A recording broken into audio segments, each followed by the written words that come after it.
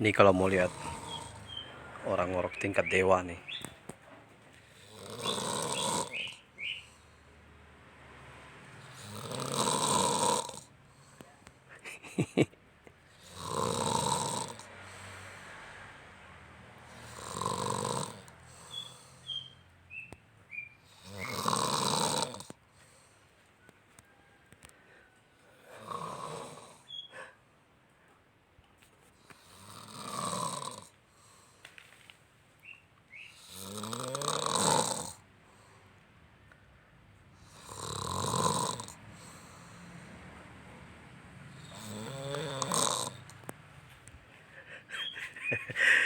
Aduh, pocok deh.